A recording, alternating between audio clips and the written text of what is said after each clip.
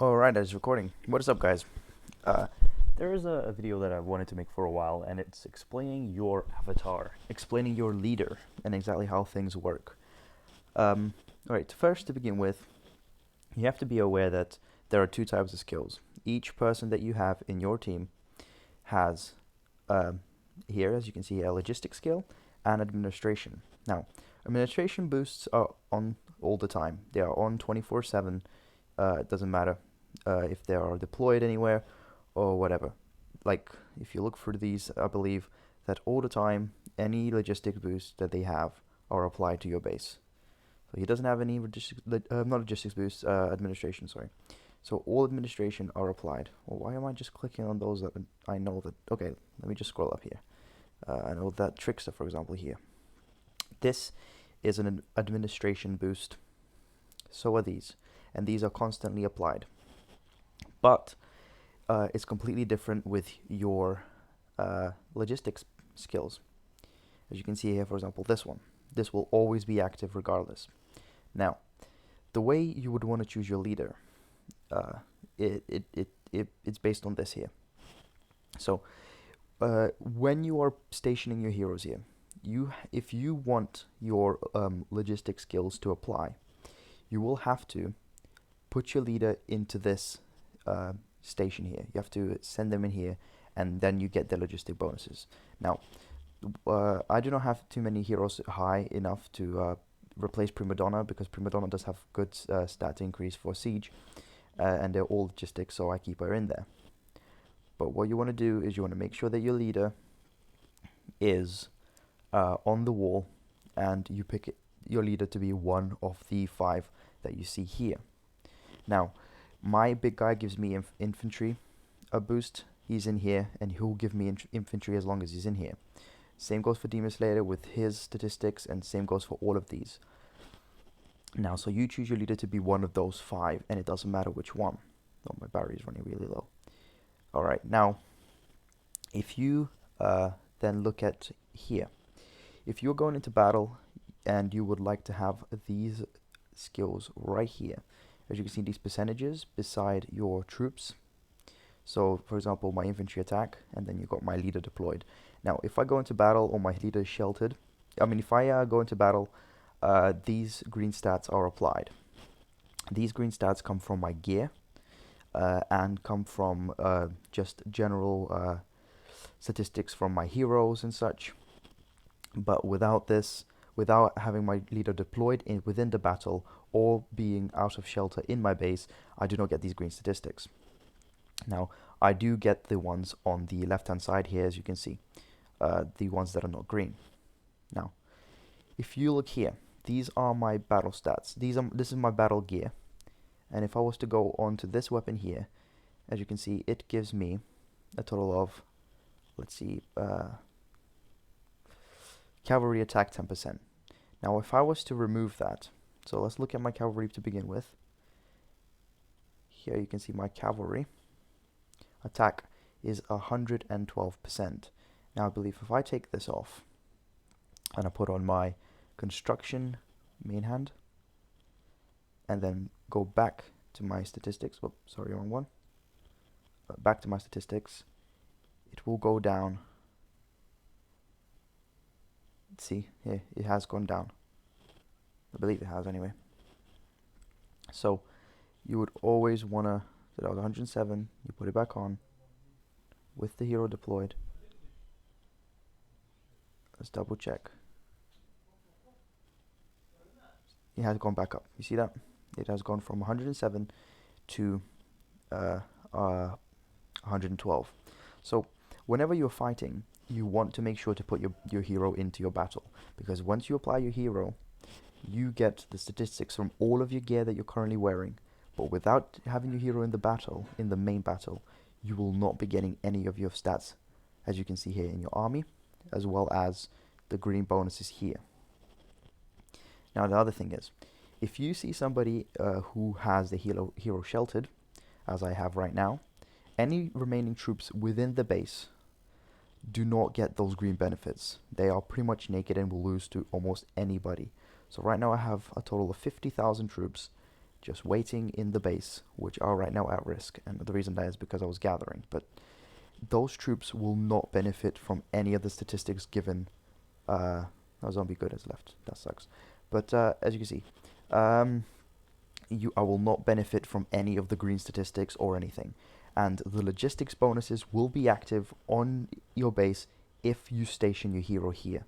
And you can choose one of these heroes as your main hero. So these are your top 5 logistics, the skills that give you percentages for your army, things like that, not timber or whatever. Those are not supposed to be on your wall. Now let's look at another thing I wanted to mention. So if I was going to attack somebody, let's see, let's pretend we are going to attack this guy here. So he was my target. If this guy, if we were to scout him and to, okay, let's scout him. So we're gonna scout him.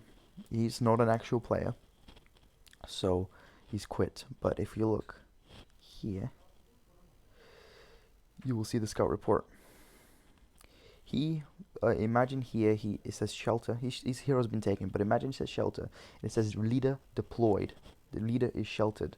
That means any troops that he has, as you see here, defenders, any troops that he has here do not get any benefits from his gear or those green benefits that you saw. Alright, now if we were to attack him, you have to make sure that you select your heroes. Oh, okay, let me just unshelter myself for the moment. Sheltering. Let's undo that. And if we were to attack, you have to make sure that you select your heroes. Whoops. Alright. My phone's acting very slow, but if you go here, you have to make sure that you send your hero. Because he will, if you send in your hero, you will get the green statistics as well as your attack gear.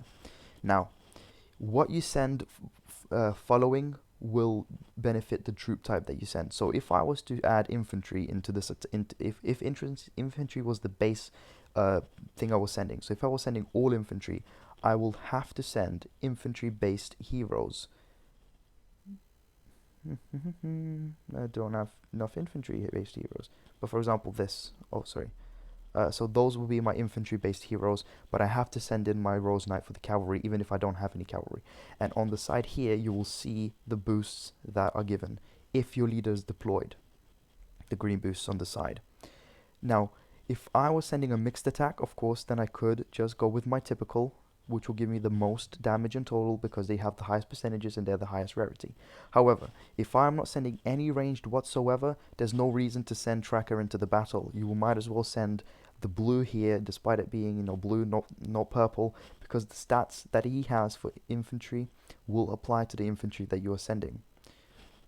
Of course, like I said, mixed is mixed, which is why people go into having many different heroes, because if you're sending all cavalry, there's no point sending siege or ranged or infantry. You will have to look into sending your cavalry, because even with 1% will be much more useful than having extra statistics for a troop type you're not sending. And that pretty much covers it, guys. That's pretty much all you need to know on your hero and the way to make the best out of it. Sending your strongest hero isn't the way to win the battle. It's sending the appropriate heroes as well as your leader. Always send your leader and never leave troops in your base and have your leader sheltered unless you're planning to trap somebody. And some people attack without their hero, being scared to lose their hero. Do not be scared to lose your hero, because if you are attacking somebody and you don't want to lose your hero, so you don't send them in, then you shouldn't be attacking them. Your hero is essential in all battles, and you will lose 90% of them if you battle without your hero. Because I'm fairly certain if I was to fight 10 million right now with he had attack gear and 100,000 troops, and I sent 150 of my troops without my hero, my troops will lose. Pretty certain, because the boosts that he has from having his hero will be added on. But mine wouldn't be. And by the way, the attack stats that you saw I had are different, because right now I'm on a research skill tree, so bear with those numbers, they will be much better. But guys, that's pretty much it. Hope that helped you. Hope that helped you know what to do with your hero. Hope that allows you to select the right hero. Always select your best hero as your main hero, not just based on the avatar. Just because it looks pretty but is a really bad hero with 2%, you might as well just have your golden hero as the main. But as long as your main best heroes are in your uh, and are in the battle that you're sending them to, they are one of the heroes, one of the 5, their boost would be activated. However, the other boosts will not be. So if you look at Petite Devil here, and if I did not send her, these range boosts will not be applied to my army. This one will be because it's an administrative skill, but these will not. Anyway, guys, hopefully, like I said, this was good. Hopefully you learn a thing or two, and I'll see you guys in the next video. Bye bye.